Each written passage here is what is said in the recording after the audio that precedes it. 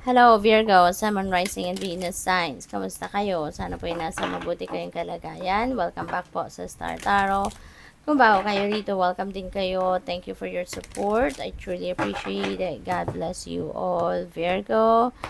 Pauna mensahe po ninyo, making a difference. Ayan. So, maybe, ang iba sa inyo rito, no, ito yung inyong mission sa buhay, ito yung inyong purpose in life sa ngayon, ano, for you to make a difference in the lives of many people. Maaring you're being called now to touch other people's lives, ano? So, in any shape or form. So, good luck. We have emerging into grace. I open my soul to grace. Probably, ang iba sa inyo dito, Virgo, is receiving blessings. No? Maaaring mayroong mga paparating na mga biyaya sa inyo rito.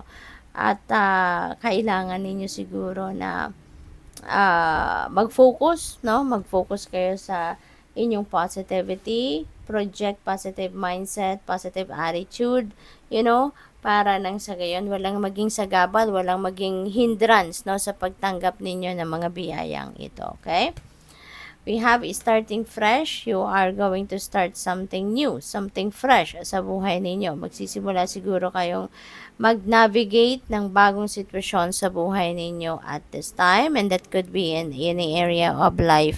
Pwedeng bagong bagong relationship, bagong commitment, maaaring bagong negosyo, trabaho, bagong bahay, bagong tirahan, no? It could be anything na magsisimula kayo ng bagong ganap sa buhay ninyo at this time. Flying free, ayan, magbabagong buhay kayo, no? Magbabagong buhay kayo dito, definitely, kasi ngayon, magiging malaya na kayong muli. You are going to reclaim your personal power, you're going to reclaim your independence, you're going to reclaim your freedom, no? So, napakaganda nito. Kasi kung dati siguro, baka hindi kayo yung nagdedesisyon para sa sarili ninyo, maaaring hindi ninyo nagagawa ang mga bagay na gusto ninyong gawin, no? At instead, sumusunod kayo sa iba, you're being directed by someone, so pwedeng ganon, at hindi ninyo nabibigyan ng pagkakataon ng sarili ninyo na masunod kung ano naman ang gusto ninyo, no? Pero ngayon, you are going to fly free, so you're definitely breaking away, from that restriction na maaaring nangyari sa buhay ninyo in the past. So, what else? Number 81, leadership. Ayan. So, baka ang iba sa inyo rito, baka kung kayo nagtatrabaho, no, baka kayo ay mapopromote na into a leadership role. Baka kayo ay mapopromote na to become a manager, to become a supervisor, to become lead, no? Maaaring ganun ang ganap. We have number 48, financial discipline. Ito ang dapat ninyong pairalin sa ngayon, Virgo, yung disiplina sa inyong kaperahan, no? Maaari kasi ng iba sa inyo rito, baka, alam mo yun, dumadaan lang ang pera sa inyo, kahit gaano kalaking pera dumating sa buhay ninyo, baka dumadaan lang ito, lumilipas lang at, alam mo yun, nawawala na lang kasi maaaring hindi ninyo naalagaan mabuti, hindi ninyo na ma-manage na maayos ang inyong kaperahan. So, maaaring hindi ninyo na monitor ang in and out of your money. Kaya this is an invitation para sa iyo. Para kahit papano, 'di ba? Maalagaan naman ninyo, maayos naman ninyo yung pagmamanage ng inyong pera. Magkaroon kayo ng awareness, no? About sa pagsisave, 'di ba? Kasi baka hindi kayo nakakapag-save kasi alam mo 'yun, hindi nga kayo siguro stricto sa sarili ninyo pagdating sa paggastos, maaring gano'n.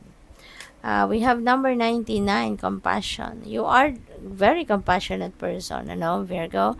Kaya maaring muli, ngayon, you will be able to display your compassion, no? Sa ngayon. Kasi maaring baka maraming mga tao talagang umaasa din sa inyo. Baka ikaw din yung nilalapitan. You could be the go-to person, when they needed some help or when they needed something, 'di ba? Kaya sa ngayon muli, you are going to display your compassion.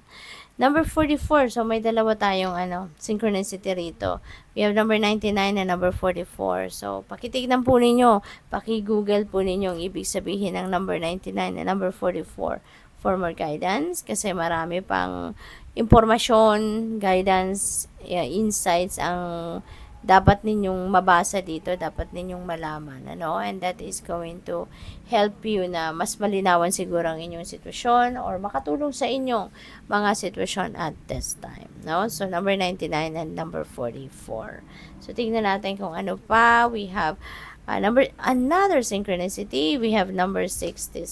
Ayan, so tatlo na po ang titignan ninyo ha. Number 66, number 99, and number 44. Maaaring may mga importanteng impormasyon dito na dapat kayong malaman at this time. Okay? So, this is about healing. So, maybe meron kayong ang iba siguro sa inyo, baka meron mga iniindang physical ailments at ngayon you are going to receive healing energy from the divine at pwedeng maramdaman na ninyo ngayon ang pag-improve ng inyong pakiramdam. Maaaring yung sitwasyon ninyo is going to get better na around this time. Pwedeng physical ailments yan, pwedeng emotional troubles, or pwedeng problema sa pera, Maaaring magkaroon na kayo ng financial breakthrough sa ngayon at magiging maayos, maganda na rin ang inyong sitwasyon pangkaperahan. So, good luck. Thank you for watching Love and Light. Namaste.